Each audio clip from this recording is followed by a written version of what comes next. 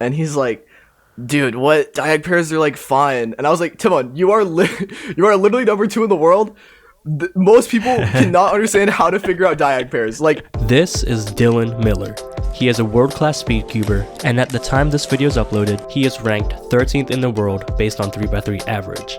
And I got to interview him. So, in this video, he's going to give some tips on how to improve at speedcubing. So, grab a notebook and enjoy the interview. Alright.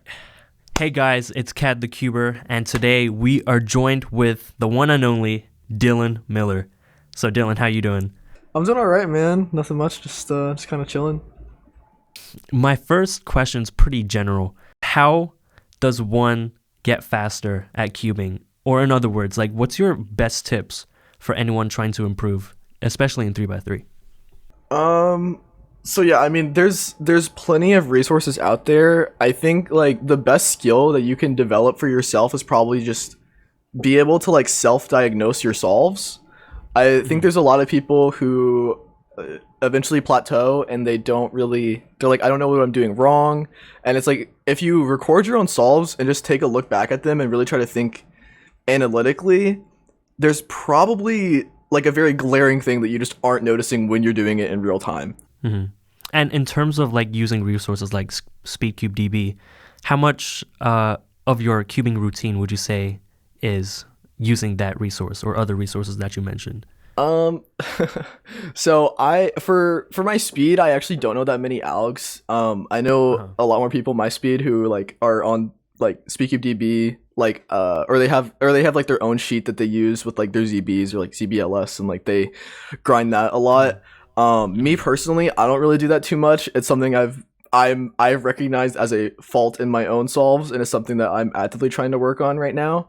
But yeah, I would say like it's such a minor amount. Most of my stuff is just doing solves, but not like mindless solves, but I always like solve with like a thought in mind or like something that I am actively trying to work on. So like whether that be like turning accuracy or just like getting more fluid in my solves, or like reducing rotations, seeing further in inspection, stuff like that. I always have something on my mind every day that I'm working on, but it's not necessarily like learning new stuff, if that makes sense. Mm-hmm. Yeah. When did you start cubing? Probably like June or July 2014. How long do you think it took for you to reach sub 10? I think I was sub 10 within like a year of competing. So like after my first comp, like January 2nd, 2015, like within a year, pretty much I was like sub 10 officially. I don't think I was necessarily sub 10 at home when I got my first sub 10 official average. So maybe like a bit over a year to get sub 10. Yeah. How would you describe in a bit more detail your cubing routine today? Yeah, I mean, it's nothing crazy. It's like I wake up, like sometimes I'll do like some warm-up solves, like intentionally turning slow, just try to like prime my head for look ahead or whatever, but most of the times I wake up, I like sit down at my desk and I just kind of send it, and you know, obviously my first like 50 solves aren't good. But yeah, the routine is just like wake up, send it, do solves. Occasionally I've learned like a few algs, like I picked up some L2 GLLs not too long ago. Like if I'm feeling like goofy, I'll do some like ZB training on best side ever or whatever, but it's pretty much just solves at this point. Did you ever try any like specific cubing exercises before, like, I don't know, doing cross plus one blindfolded or anything like that? Did you implement any of those exercises in your routine in your entire cubing career? Yeah, I did have to do some cross plus one blind stuff when I was like learning all that. Everything I've learned is literally just from like doing solves and just improving over time, which is a really grindy and suboptimal way to do it. That's why if you look at like the Chinese cubers nowadays, they're definitely doing drills and they're improving way faster than I ever did. Yeah, I mean, some useful drills, like even if I didn't really do them, is like, you know, cross plus one blind. When it comes to like look ahead, a lot of people think about it as like you should be actively tracing pieces, but at top level, if you ask any of them, they're not really tracing pieces. They're more so predicting where the pieces are going to be, because they have an understanding of how the cube moves every time, right? Like if you do RUR prime, the cube acts the same way every time. So you can, if you learn how the pieces move when you do that trigger, or just any standard trigger like RUR prime, RU2R prime, sledge, etc., you're able to apply that to like your current F2L state, and you can just like see in like your mind like where the pieces are going to end up, more so than like actually having to trace them out. Like just do RUR prime on a cube, and that's what's going to happen every time you insert a pair.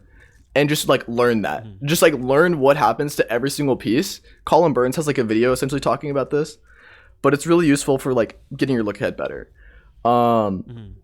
Metronome practice like in of itself is kind of corny, but the idea is just like you want to focus on turning fluidity. You know, you don't want to be choppy. So like if you're actively forcing yourself to do solves at a slow speed, then it makes you rely on look ahead to do well, right? So if you're doing like slow turning solves, that's like a really big idea. It helps you focus on look ahead. But yeah, me personally, I didn't really do too many drills besides, you know, cross plus one blind, and just my look ahead stuff was like me actively like trial and error over time, right? It wasn't really a drill. I just kind of picked it up. And you know what? I find it interesting how much you talk about turning.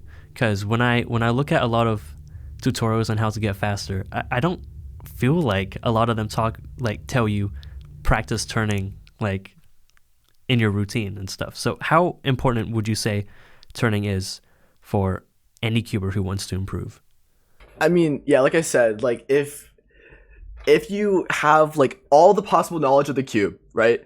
Like if you just can't turn fast enough, like relative to your move count, like essentially you need to be able to turn like 10 turns a second in most cases. Like I would say feasibly it is probably possible to like on average solve a cube in under 50 moves. Like if you have perfect knowledge every time, probably like 47 moves. So you know, you can do some math there, but like if you turn 10 turns a second at 47 moves, then that's like sub 5 average, right? 4.7. But yeah, like as your turning gets worse, if you have all the knowledge, like there is just a limit to how good you can be, right? I think a lot of people don't talk on that because it's like you don't want to hear that, right? Right, yeah. It is a lot. Like I have some friends who, even at the comp today I was at, like some people just kind of have a natural understanding of like what is comfortable for them, and for them it actually is probably the most optimal way forward. Like I was showing someone an E-perm and like they pinched their U move or something. And for me, like that's something I would never think to do because it's just like, I don't know, I just doesn't feel comfortable for me, right? It just doesn't make sense. But for them, it's like, oh, that's like the best way for me. So it's like there's a lot of like active turning stuff that you can work on and improve on. And, you know, you can do drills and stuff. Like when I was younger, probably like, you know, averaging like 11 seconds, I would just do like random PLL drills. And like, I think I had like one that was like T-perm, U-perm, Y-perm, J-perm, and then like finish whatever PLL that is. And I would just time that over and over and over again. And like I would always have fun like drilling PLLs. And I don't know how effective that is for actually fixing your turning, because like I said, I was kind of, you know, naturally able to do that. But it probably played a part of it. But yeah, I think a lot of people don't really talk about turning because it's like kind of a bummer to be like, yeah, man, if you just can't do it, you can't do it. Right.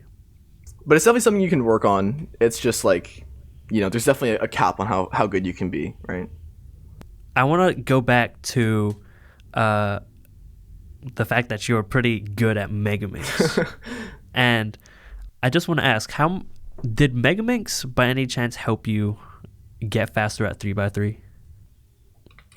I wouldn't say so. I don't think the skills of Mega to like, improve are essentially just like you need to learn how to scan really effectively, right?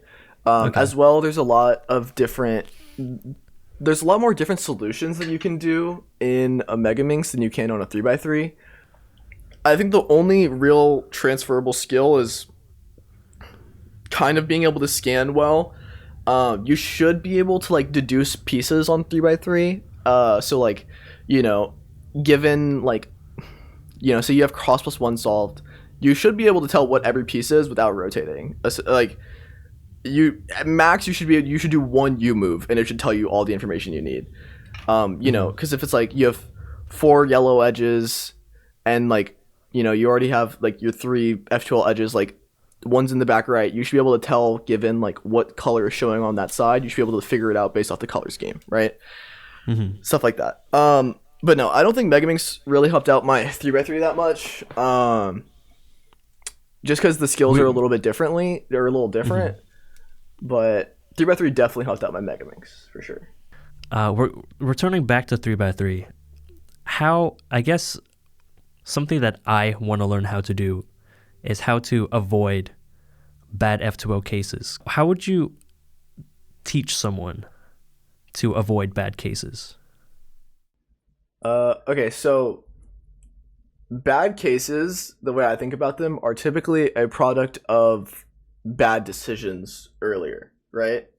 Okay. The whole, like, I remember when I was like at like sub 7, I was like getting kind of plateaued there, and I was like 6.8, and I was like really mad because I was like, I just always get bad cases. Like, there's nothing I can do about, just like, sometimes the scramble is just bad and I can't do anything about it.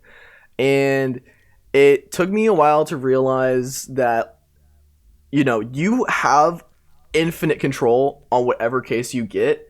If you are able to inspect all the way from cross to like end of F2L, you should be able to avoid bad cases every time. So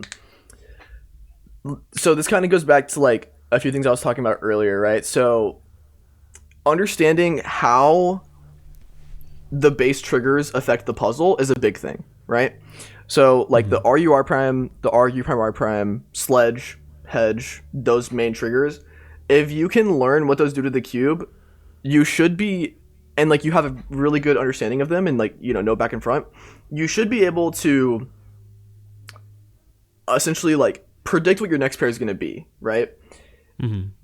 So it helps a lot to have alternate algs for F2L pairs. That's something that the Chinese cubers don't really do. They have one pair for everything, but they just turn through it and, you know, try to avoid it to begin with. But in my perspective, I think it's really good to have alternates for almost every F2L pair. I have like probably 2 to 3 ways I solve every F2L pair depending on what my next pair is, right? So in the same way that you should be tracing forward, you should always be planning your current solution for how it affects the next pair, right? So that's one way, is like learn alternates and use them accordingly to avoid, like, if you can predict it, right? You need to be able to have like a base level of look ahead to see it, but learn alternates. That's the main thing.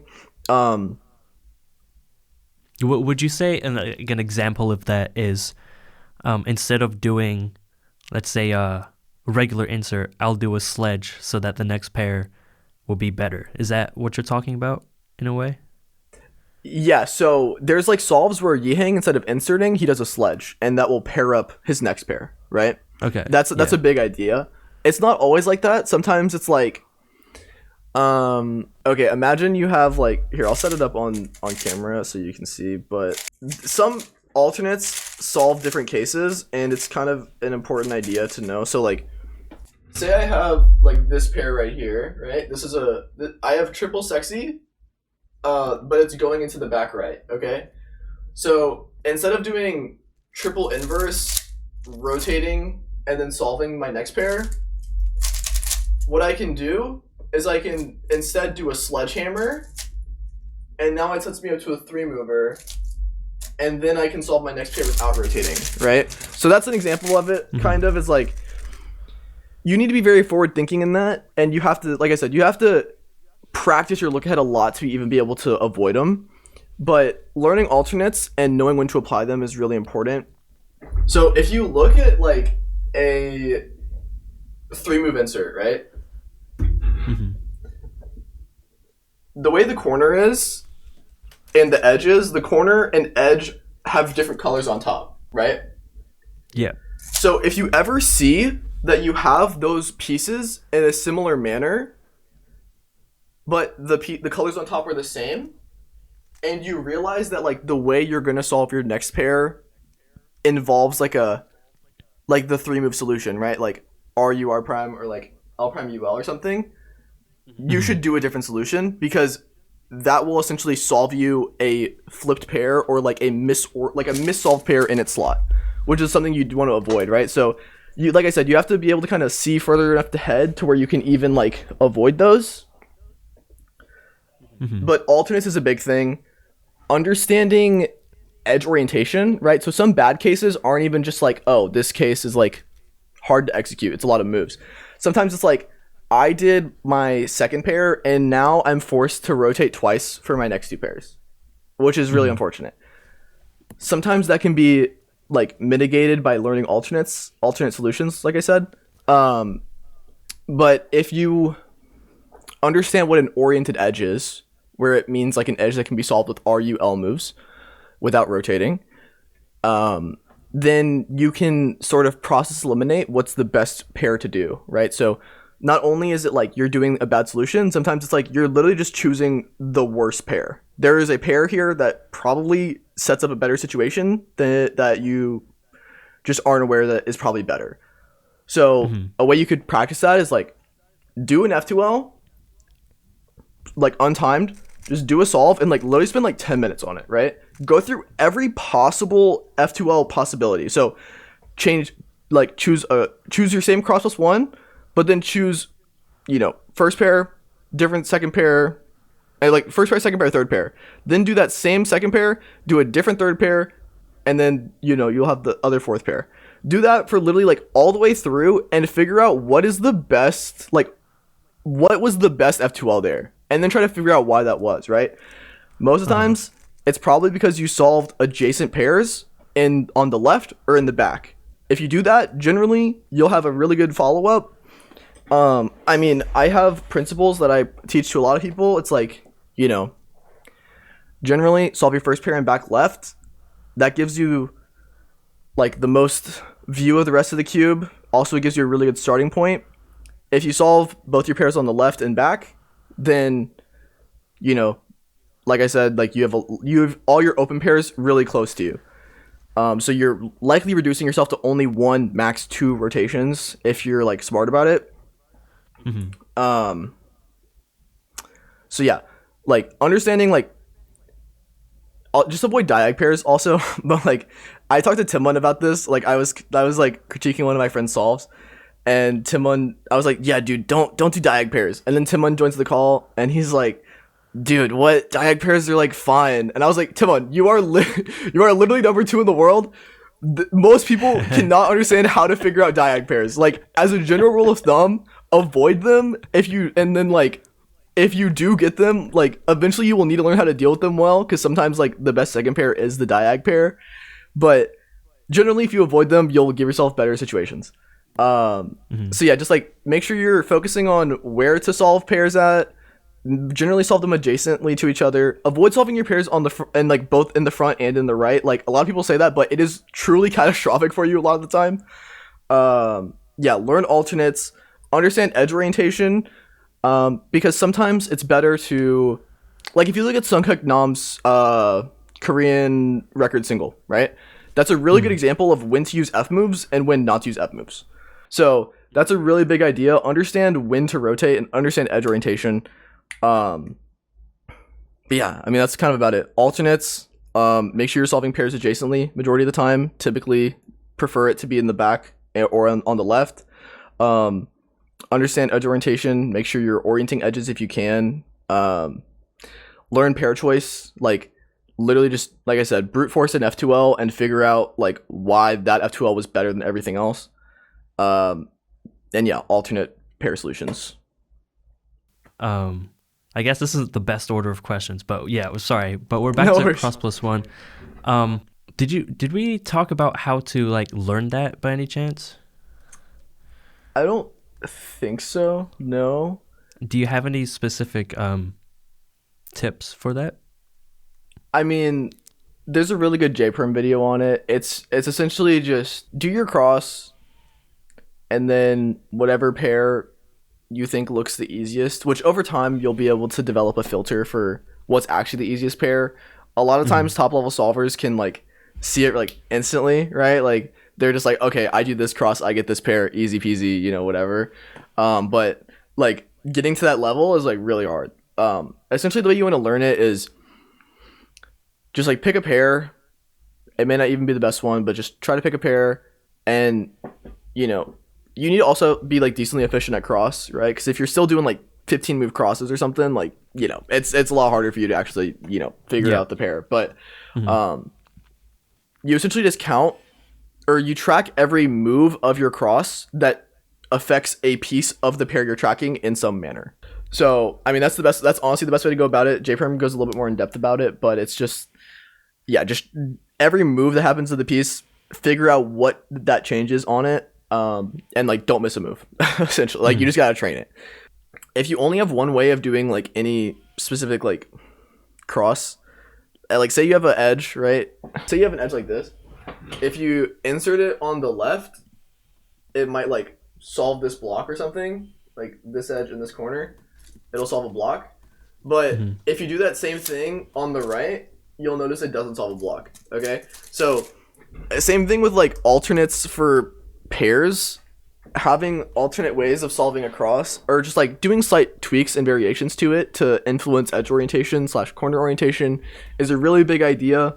I did it through trial and error, and I think that's honestly one of the best ways to go about it. Is like, I can tell you what I feel like is a good approach to a scramble or something, but if you aren't able to come to your own conclusion on that and like filter it out for yourself, then it doesn't really help you that much. You need to be able to kind of, through experience, figure out what you feel like is worth it to track and solve, and that's how you build up what I was saying earlier, right? Where like you can just kind of see what's the best approach. I call it like finding the line, you know, like in chess, right? There's like a line and / an approach forward, and you know, I think Yi Hang is really, really good at that, right? Because even on like I think his 389 like single from a little bit ago, like he set up 2 free pairs, and it's like he found the line. Like he made the line, he found the line, he did it, and it worked out great for him. So it's like, yeah, it's really just a lot of trial and error. But you know, to learn it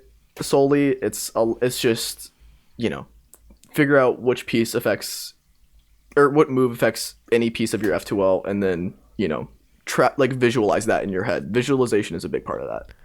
Yeah, so let's talk about Alg subsets now. Which Alg subsets would you recommend people learn, like beyond just regular CFOP, and when do you think they should learn them? So a lot of people hate on COLL low key. It's like COLL is not worth it every time, but the recognition skills that you get from COLL is super important. Not like you don't even need to do it, but just like learn the recognition for it. It's super, super important, and you can do that like when you average like 12 or something. Like once you learn full OLL, pretty much you should probably know COLL. I was always a big believer in VLS when I was like low 7, because you know that was the meta back then. We thought there was still a debate between what was better, VLS or ZB, and it's very clearly ZB now. But I think VLS is the same thing. You don't necessarily need to learn the algs, but the recognition it gives you for last slot is also really important. That's probably more like a sub 8 thing, where it's like you should start seeing your OLL from last slot at a certain point, like and learning the VLS cases really helps with that. Just being able to be like, oh, I've seen this specific pattern before, I know what OLL I'm gonna get, right? That's a big thing. Not all the VLS cases are worth it. Most of them, it's better just to do like insert OLL or whatever. But some of them are really nice. ZB is the meta now. Shishin Kao and Zhuangji Gang are like the 2 Chinese cubers that everyone was like surprised about. They came onto the scene knowing full ZBLS and ZB, and you know, they're now top 10 in the world. So me personally, I don't know that much ZB. I think I only know like 60, but a lot of people my speed, like Kyle Santucci and Brian Johnson, a lot of people know like 200, almost 300 ZBs, and there's only like, you know, 400 something. So it's like, the main thing is like, if you recognize a case consistently, just learn the alg for it. For me, I just learn, like, say for example, I have like a cross OLL or something, and I will just learn the OLLCP, and then I'll learn what PLL I get. So I pretty much do ZB, but just really bad. So don't do what I do. Just pick up a case that you recognize over time. That's the best way to go about it. So you can learn ZBs. Like I learned ZBs when I averaged like 15 or something. Like most of the ZBs I learned was like random cases that I thought were fun, and I just picked it up. And honestly, that's the best way to do it, because the longer you know an alg, the more ingrained it is into your muscle memory. So, pick up ZBs, I guess, like whenever you feel like it. I know Luke Garrett doesn't specifically learn ZBs, but he's picked up like at least a few hundred, like just TUL cases, like throughout his years, like recognizing a case a lot and then just learning the alg for it. The ZBLS is like a little bit more up in the air, like you don't necessarily need it. There's some cases that are really cool, like I don't know, like there's this one that I've recently learned. So like if you have the specific F2L pair with like one edge oriented, you just do like R U prime R prime, and then you cancel into like this thing here, and then it gives you whatever. It's mainly beneficial, it's the ZBLS, right? So it's beneficial if you know ZB specifically, but if not, it's not the biggest deal. I don't know if pseudo slotting counts as a subset. I don't really think it does. It's an important concept though. I'm not the biggest last layer guy. The main thing is just like if you recognize a case, just learn it. Like if you recognize it in solves already, you have half the mental effort done. You're already doing like the hardest part. Just learn the case for it and associate it with it, and just start doing it in solves, even if it's slower. Eventually, it'll be faster. So that's the main thing. We're gonna talk about color neutrality. Okay. We're approaching the end, but yeah, what's your take on it? In a perfect world, you would be able to solve every color equally, right? However, at top level, we're finding that it's probably better to see further in your solve than it is to like get an easier start, right? So that's why you see all these Chinese cubers who are dual CN and they're significantly better. Also, if you look at a lot of people that are sub 6, a lot more of them are dual CN than non-dual CN, right? There's just so many recognition benefits and like mental shortcuts that you can take when you're a lot more experienced with dual CN that become a lot harder when you do like full CN, right? So, there's definitely a benefit to doing dual CN. However, say you're on pace for a world record, right? Say you have like 2 threes, like 2 threes counting or whatever, and it's like solve 5. White, yellow suck, and like red is like super stupid easy, like 3 move triple X cross or something. Like you should be able to execute red as well as you can do yellow solely for that specific instance. That is the only like real time where like full CN is gonna save you. Right. Outside of that, you should just bias dual CN. That's my personal opinion. I've noticed a lot of people who are CN that I talk to, and it's like if you just start biasing dual CN and pick up, like I said, like being able to vary your cross to get better first pairs, like I said, you get recognition benefits, you look ahead easier, you're able to deduce pairs / pieces easier. It just makes your life a lot easier on you. But if you're still able to do those other things a lot better, like the other colors equally, then that's perfect. That's really what you need to do. CN, I think, is a thing of the past. You should still be able to solve every color equally, but even the people that we thought were CN, like Max doesn't do orange ever. Like if you look at his solves, like pretty sure there's like 0 solves of him doing orange. Timon as well, heavily biased white, yellow, and green, blue. So no one really was ever full CN. They just took advantage of really easy scrambles whenever they did do not those colors, right? So yeah, dual CN is probably the meta nowadays. That might edge poorly, but yeah. So last question. You've mentioned that you've done coaching before. Yeah. And do you know by any chance whether Yihang receives coaching? Because I feel like I've heard that he does. Yeah, I don't know. 100%. You think? Okay. 100%. I saw his coach at Worlds. Like he was like over his shoulder. Like they were at the table the whole time. Like I think he had like 2 coaches like at his table talking to all the Chinese kids. Like, yeah, it was wild. Oh, is that who he's looking at every time he gets like a good solve? I think that's his mom. Also, I think his coach sits next to his mom. So probably Got both. It. Yeah. So, how do you see the future of cubing in that regard? Like, do you think coaching is going to be like a big part of regular cubers' routine, like maybe almost like a sport. Do you see it moving that direction by any chance? So I think if the WCA transitions more towards like respecting cubing more as a sport, less of a hobby, because right now we're kind of in like an in-between stage where it's like for some people it's just like a fun thing, for some people it's like literally their livelihood. Mm-hmm. So if the WCA transitions more towards a viewership friendly model, head-to-head format, being able to, you know, monetize the sport, I think you will see most top solvers getting a coach to some degree, right? Whether or not that's just like they have people relatively the same speed as them that they talk to and like run ideas by, or just like, you know, have like they just talk, you know, they just talk about their ideas, right? If someone to bounce ideas off of, you know, that could be as simple as that. Or it's like, I think we could see a lot more people get like sports psychologists, something like that. I think if there are people who are serious about getting really good at cubing from the get-go, I think a coach can expedite that process. Mm-hmm. But like I said before, like there is just like a degree of natural talent to it that, you know, you can't always like teach.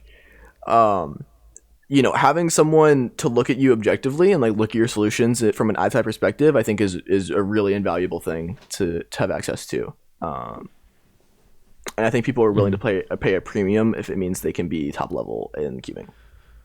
Yeah, those are all the questions I have for you today. Awesome, man. So, you know, thank you so much for taking the time to answer these questions, and with so much specificity as well. I think it's going to be very helpful for the people watching.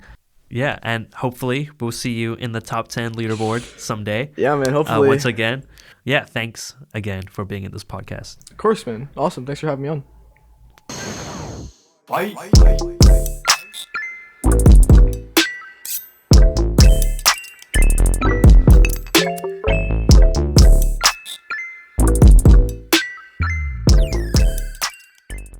Yeah, I think that one of the first times I saw you was you had kind of a bowl cut. Yeah, bowl cut and red hair, dude.